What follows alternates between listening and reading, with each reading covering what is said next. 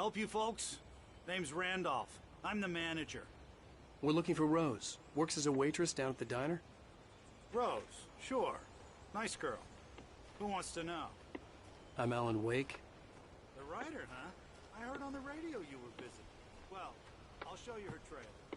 That Rose, she's a nice girl. Always pays her rent on time. As I was saying, Al, I found all sorts of weird stuff from the local newspaper's archives. This place is crazy! Disappearances, mysterious deaths, urban legends come true, and, get this, most of this stuff takes place around Cauldron Lake. Well, you ain't wrong, mister. The Indians thought the lake was a doorway to the underworld. I'm the God-fearing type myself. I don't hold with that sort of thing. Yeah, okay. Anyway, there was an island there owned by a guy called Thomas Zane. Now, some of the articles I found about him make him out to be a famous writer. But I ran a bunch of searches, couldn't find a single thing he wrote. Zane was heavily into diving, so much so that the place came to be called Diver's Isle. But the volcano under the lake erupted in 1970, and Zane went down with the island.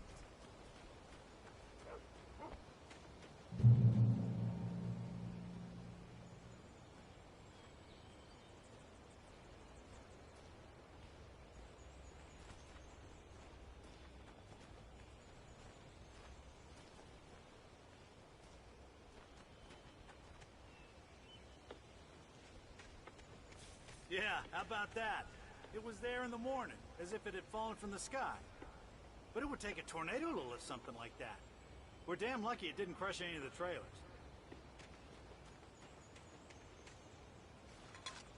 Come on, mister. I'll take you to Rose's trailer.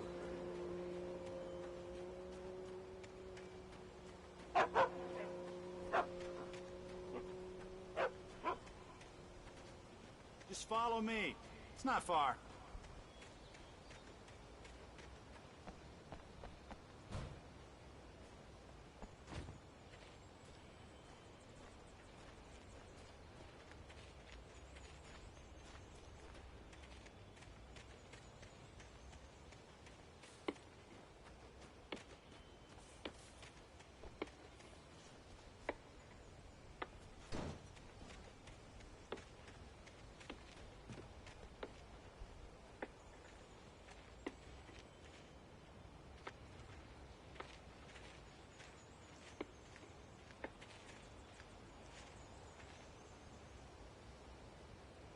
It gets better. A local girl, Barbara Jagger, drowned.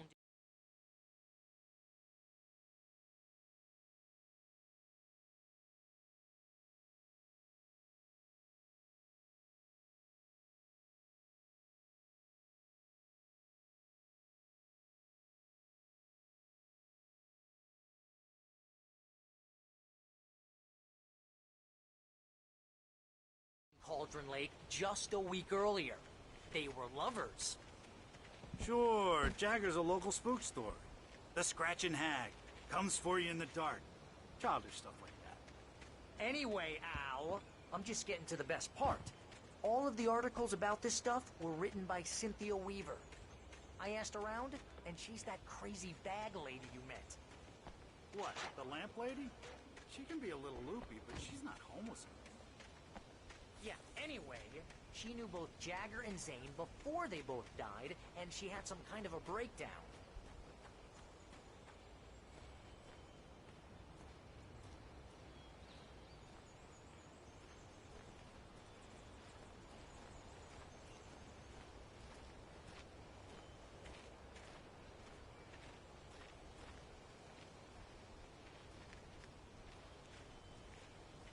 Well, mister, this here's Rose's trailer.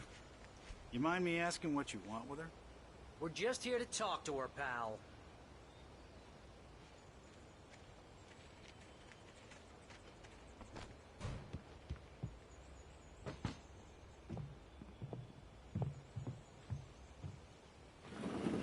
Welcome to... Oh dear, Mr. Wake. I'm so glad you're here. Rose, you have my manuscript? Oh. Oh, yes. Yes. Please, come in. Hey, this is really good. Rose, Yes, my manuscript. I really need it. I understand. I know what you need. A muse to inspire you. Oh, for Barry. She doesn't have anything. Yeah, hey, Al, what's... Oh... Barry! What? What?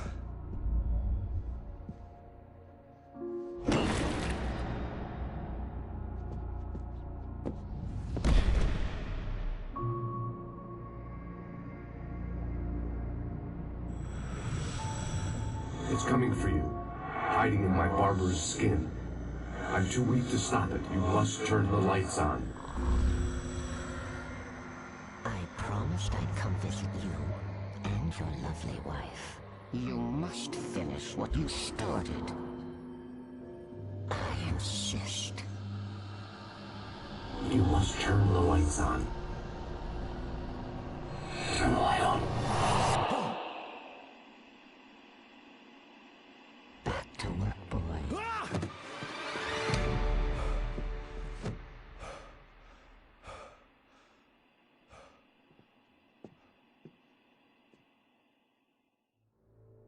I felt nauseous, hungover. Only anger kept me going. I can't tell reality from dream anymore, but it seems I have an imaginary editor to help me. She's an old woman in a funeral dress. I call her Barbara Jagger. She's very strict. I'm writing faster and faster. My manuscript is being heavily revised. The edits are getting very aggressive, and each day there's less of me and more of her. I hate it, but I know she's right. She promises me I can save Alice this way. She knows more of this than I do. About the complex incantation I'm attempting. About this place. She's worked with another writer under similar circumstances, Thomas Zane. The genre of the story seems to be shifting. It's turning into a horror story. I'm getting close. I can feel it.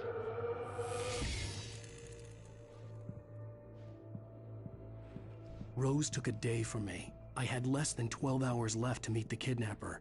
All I could do was get Barry into the car, work something out once I got on the road. Welcome to the Oh Dear Diner. What can I get you today? Coffee?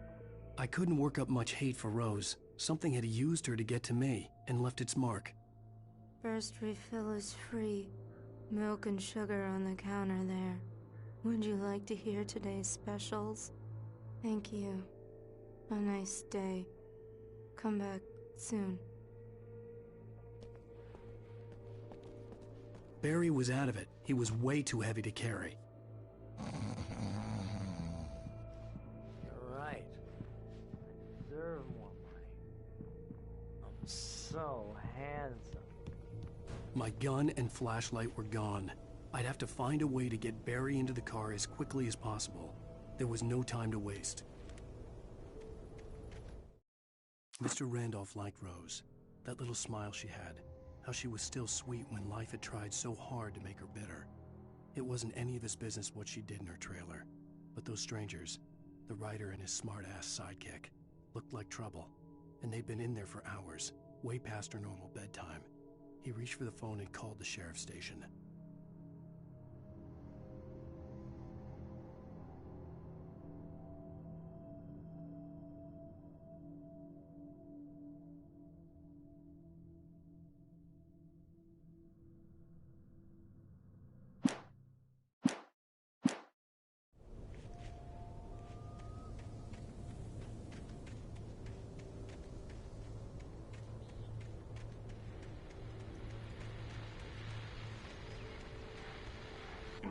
I just stepped outside to catch a breath of fresh air. Let me tell you, the weather's getting heavy. Nights like this make me especially glad I'm here talking to you and not home in bed. Once the weather takes a turn like this, I can't sleep at all.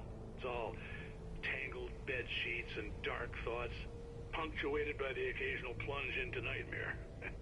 Is it just me? Well, perhaps it is. But I hope I can make the night a little bit easier to get through. Caller, you're on KBF FM. Hey, hi, it's Walt Snyder. What's on your mind, Walt? Well, I ain't the way you are, but, well, I can't sleep either, you know? I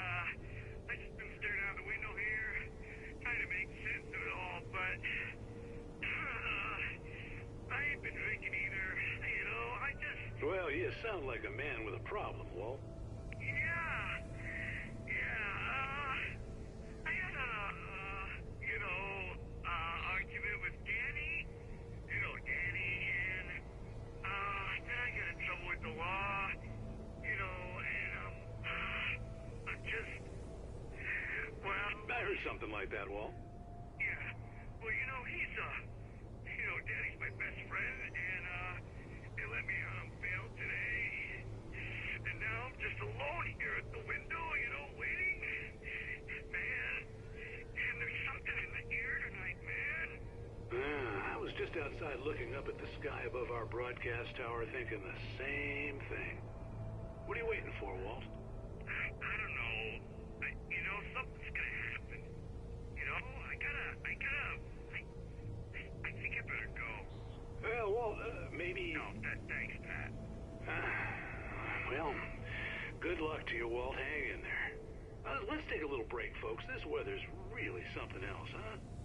How can I be sure you'll walk away?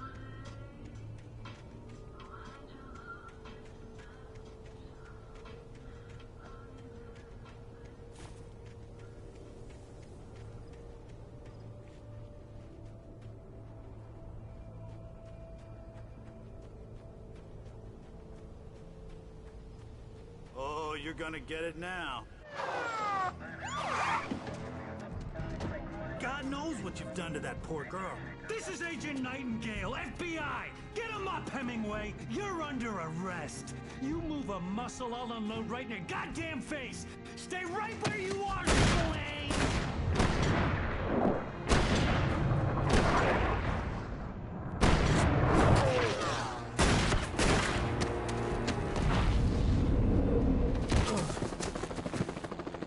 What are? I'm standing right here, you goddamn maniac!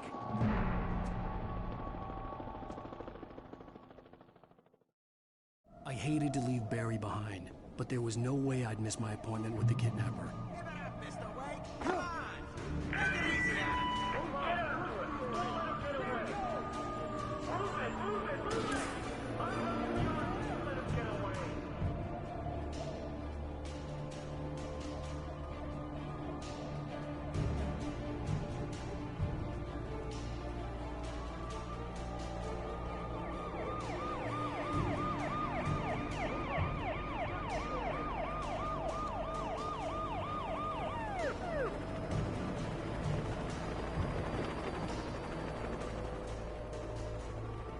There he is! There he goes!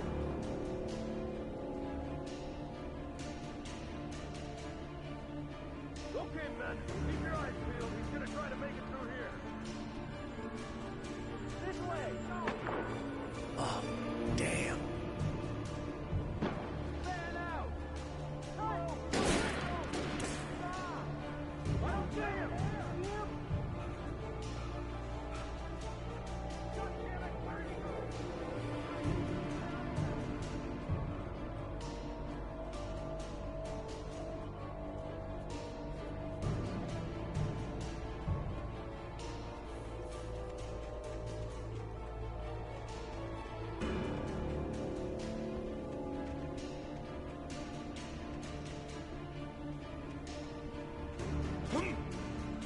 God!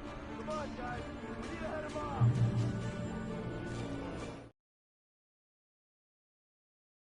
For decades, the darkness that wore Barbara Jagger's skin slept fitfully in the dark place that was its home and prison. It was hungry and in pain. It dreamed of its nights of glory when the poet's writing had called it from the depths and given it a brief, terrible taste of power and freedom. The rock stars had stirred it from the deep sleep the poet had sunk it back to in the end. When it sensed the writer on the ferry, it opened its eyes.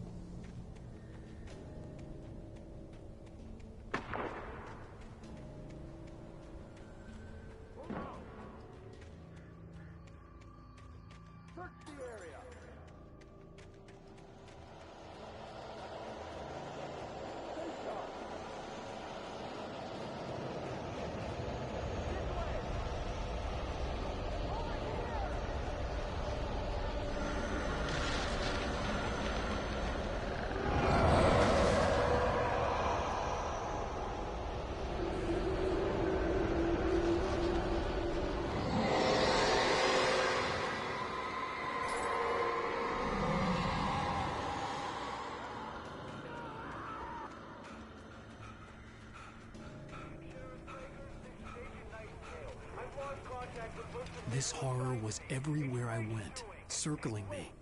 The cops didn't stand a chance. They were after a writer, not a monster. This guy, he wears a clean jacket. Over. He's the guy we're chasing. If it's not him, who then? Bigfoot? Over. I don't know yet, but I'm not in the habit of jumping to conclusions. That tends to come back and bite you in the ass. Out.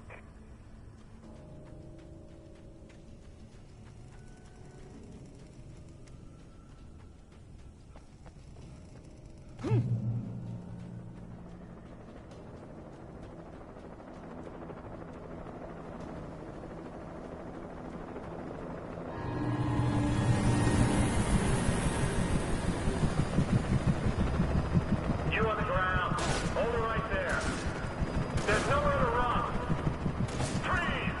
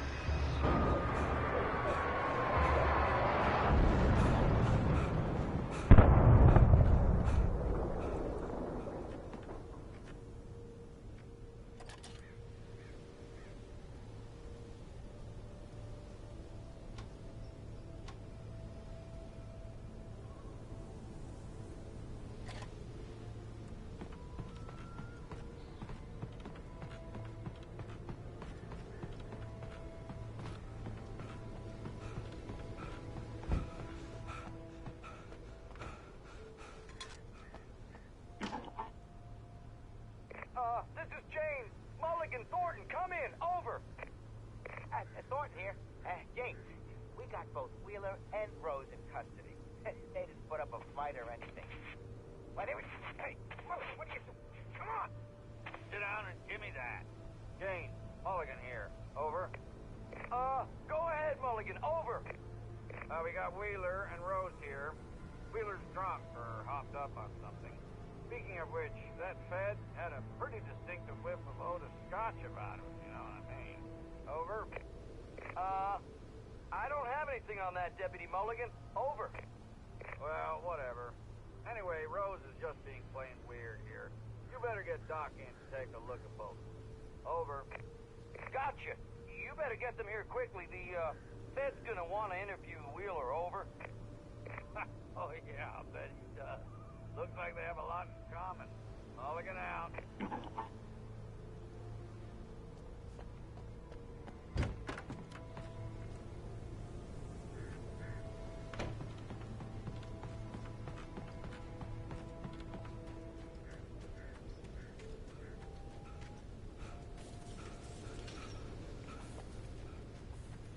I imagined that the broadcast tower in the distance was part of the local radio station.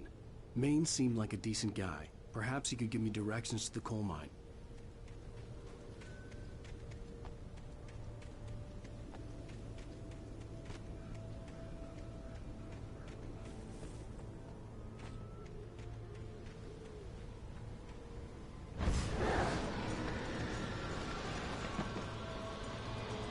Unnatural shadows clung to the gate. The darkness that was after me was trying to stop me. I wouldn't get through without light.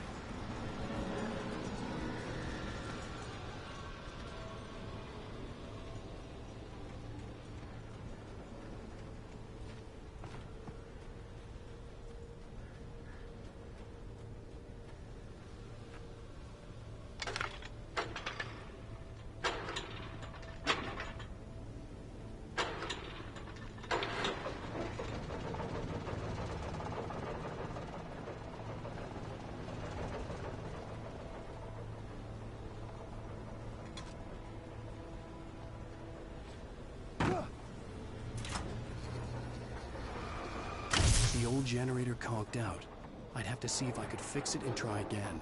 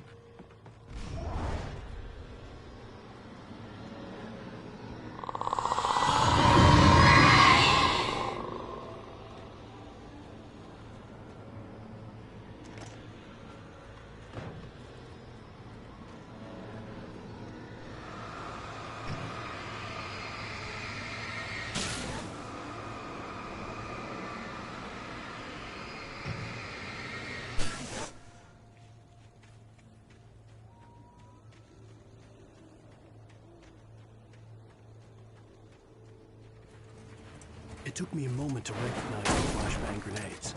They were an ideal weapon for my situation. Team 1, come in. Over. Team 1, this is Sheriff Breaker. Report. Over. Team 2, come in. I need a report. Over. Come on, guys. Talk to me. Come in, please. Over.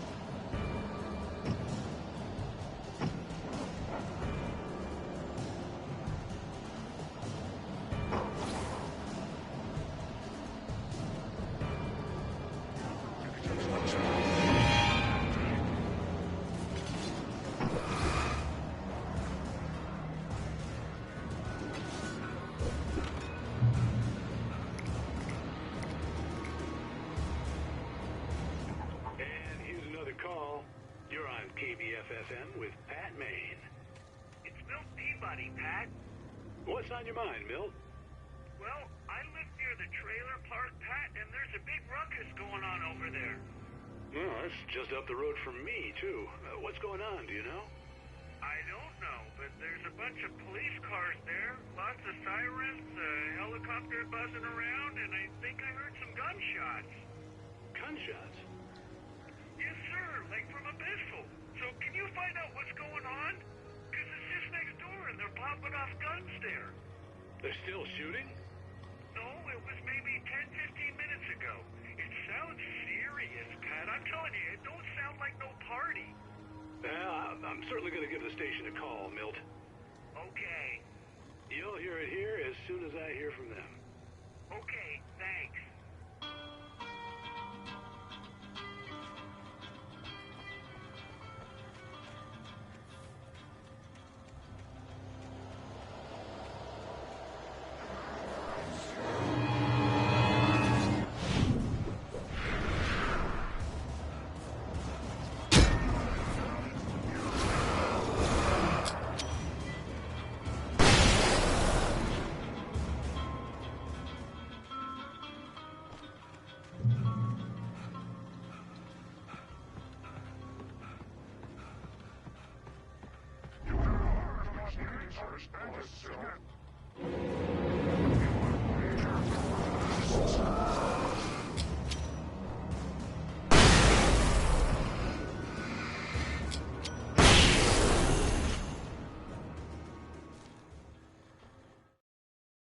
Touched by the dark presence, Rose was lost in a dreamland where everything was drawn in black and gray crayons. The old lady had promised her that all her wishes would come true. She would be Alan Wake's muse. She was smiling so hard it hurt her face. She crushed a bottle full of sleeping pills into the coffee. Deep down inside, she was screaming in terror.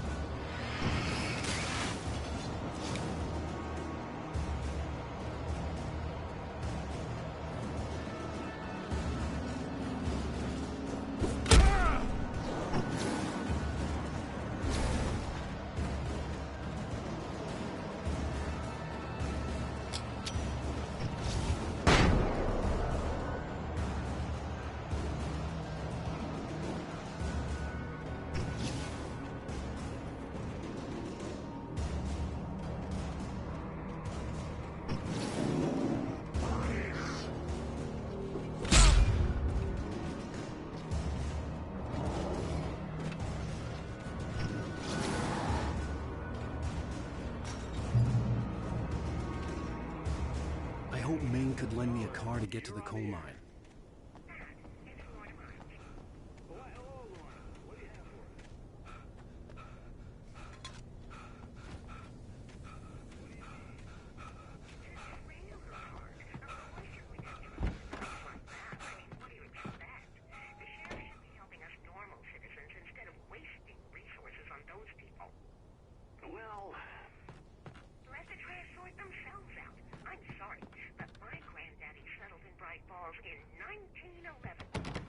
Well, thank you very much for that compassionate viewpoint, Lorna. Oh, here's a little surprise. The famous writer Alan Wake just walked in, folks. I'm going to see if I can talk him into an interview. Come on in, Mr. Wake. Oh, I'm so glad you could find the time to do this, Mr. Wake. Nowhere to run now, Dan Brown. You back away from me. Don't hurt her. Whoa. Everyone calm down. Put the gun down. We're all friends here, right? Cool your jets, Nightingale. We got him. What the hell's the matter with you? There's a civilian in there.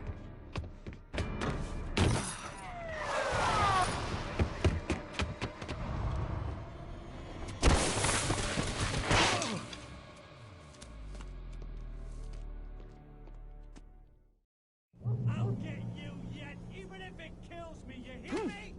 You hear me, H.P. Lovecraft? I had fallen off so many cliffs it was ridiculous. That's what you get for naming a book The Sudden Stop. It was probably good I hadn't had the chance to tell Maine where I was going. I'd have to lose the cops and find my own way to the mine. Nightingale stared through the broken studio window into the dark woods. He turned around, started to walk out, but Maine grabbed his arm. "Young man, you almost shot me. You don't shoot off rounds at people like that. What's the matter with you?" Nightingale shook his arm free, marched out. His cheeks burned with rage and humiliation.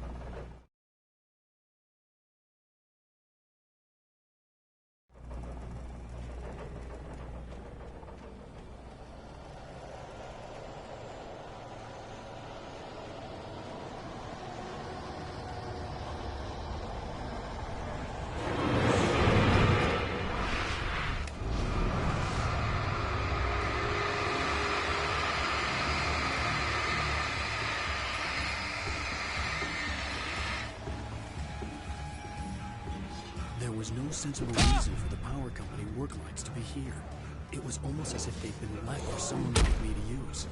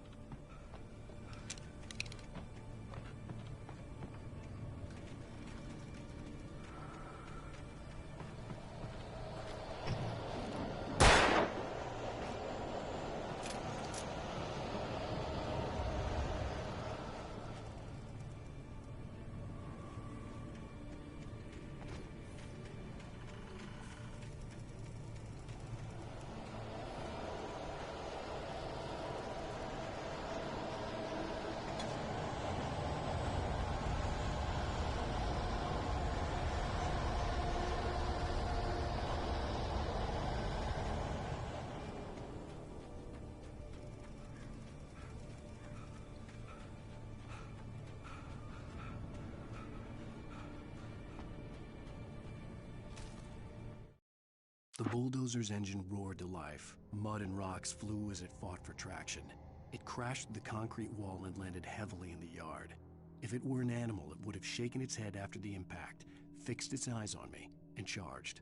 Of course, it had no head, nor eyes. Shadows crawled on its form, twisting it into a monster. Then, it came for me.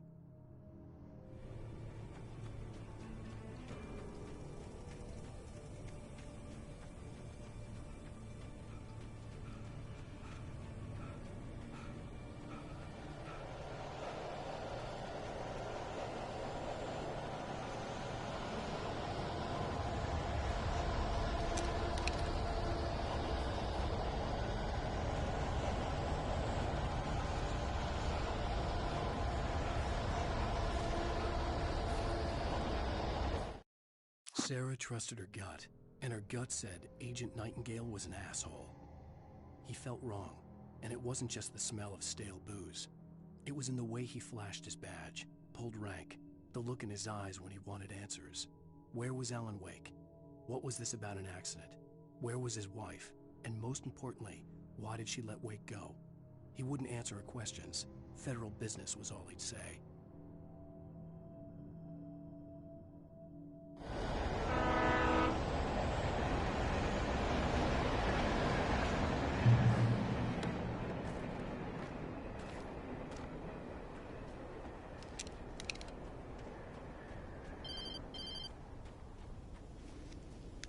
Hello? The most stubborn man I've ever met. Alice? Alice? Alan, I'm so afraid. He keeps me in the dark. Please help me. I look at you, Alan, and it's not you. Something else. Looking out from behind your eyes.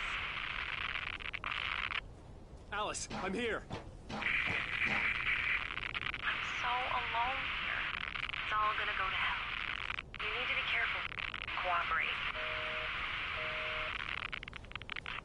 The connection had been terrible, but that wasn't the only thing that hadn't been right with the call.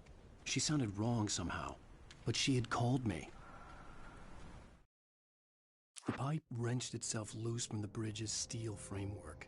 Wrapped in darkness, it floated in midair, twitching. For a moment, I didn't understand what I was looking at. The heavy object lurched at me with impossible force. I threw myself out of the way, but just barely. When I turned my flashlight on it, it shook in a dark rage before it flew at me again.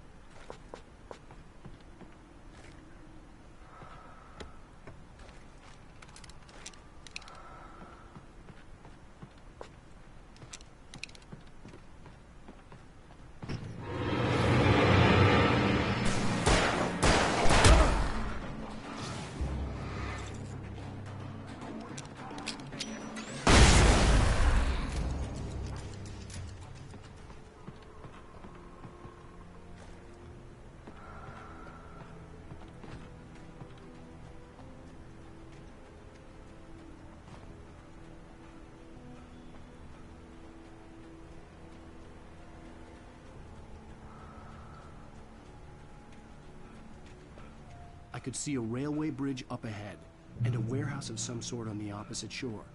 I hoped I could find a car from there.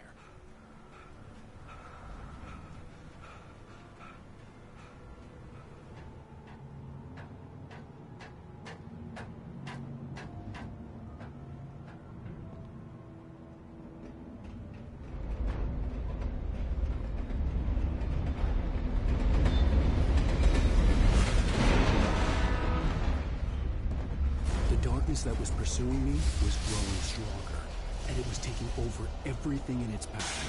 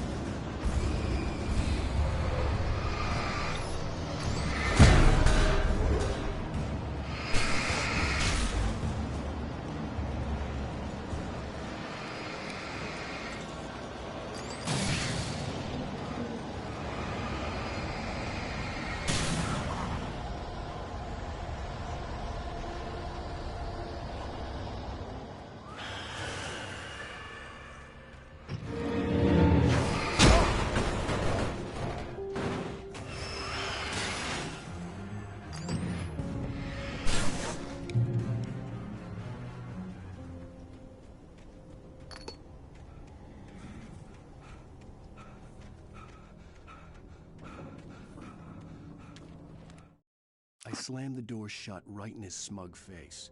He pleaded for me to open the door. True to form, the asshole actually thought I would obey. I had no sympathy left, no guilt either, not for him. I took a moment to savor the scream. I bet I had a smile on my face. It was all that I had time for. The dark presence was inside the lodge with me.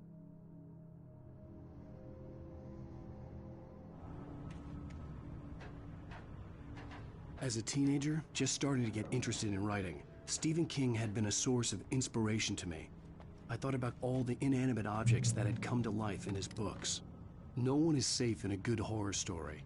Certainly not the protagonist. That's what makes them fun. This was anything but. The darkness could possess anything, and it was getting closer.